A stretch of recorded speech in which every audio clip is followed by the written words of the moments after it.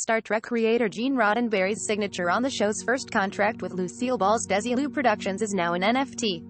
Roddenberry Entertainment is calling it the first living ego NFT, which seems straight out of science fiction itself. The NFT's creators implanted the signature, signed in 1965, into a living bacteria cell in the form of DNA code. As the cell duplicates, it creates new copies of the NFT, over a billion in one night. Even though there could quickly be billions of replicas, the NFT is called El Primero, which means the first, in Spanish. Right now, though, the bacteria cells are dormant. Scientists working on the project freeze-dry the cells after 10 hours.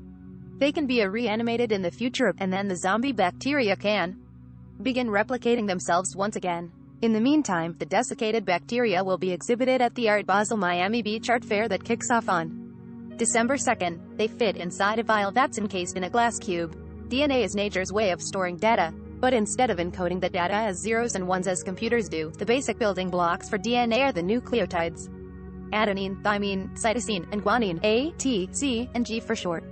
Different combinations of those nucleotides are essentially genetic instructions for characteristics like hair and eye color. That code can also be used to store digital information, like, say, an NFT. What's an NFT? NFTs allow you to buy and sell ownership of unique digital items and keep track of who owns them using the blockchain. NFT stands for non-fungible token, and it can technically contain anything digital, including drawings, animated GIFs, songs, or items in video games. An NFT can either be one of a kind, like a real-life painting, or one copy of many, like trading cards, but the blockchain keeps track of who has ownership of the file. NFTs have been making headlines lately, some selling for millions of dollars, with high-profile memes like Nyan Cat and the deal with its sunglasses being put up for auction. There's also a lot of discussion about the massive electricity use and environmental impacts of NFTs.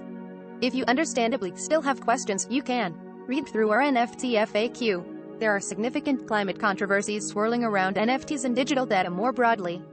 Data centers, where digital data is stored on hard disk drives, are notorious for guzzling up water and burning through electricity to keep servers cool. And NFTs tied to blockchains like Ethereum operate on an outstandingly energy-inefficient security mechanism called proof of work. This method prompts miners to solve complex puzzles using energy-hungry machines to verify transactions and earn tokens, protecting the blockchain's record of transactions by making it too expensive to mess with the ledger. El Primero manages to avoid some of the climate drama of traditional data storage in NFTs. For starters, early research has shown that synthetic DNA can potentially save energy and avoid greenhouse gas emissions compared with current commercial data storage by storing way more data in a much smaller, denser. Second, the NFT won't be bought and sold on the most energy-hungry blockchains.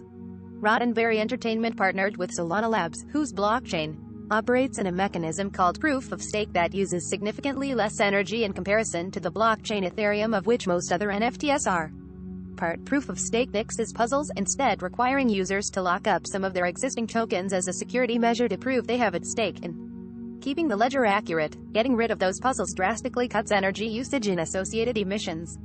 A single transaction on Ethereum uses about as much electricity as the average U.S. household over 6.81 days, by one estimate.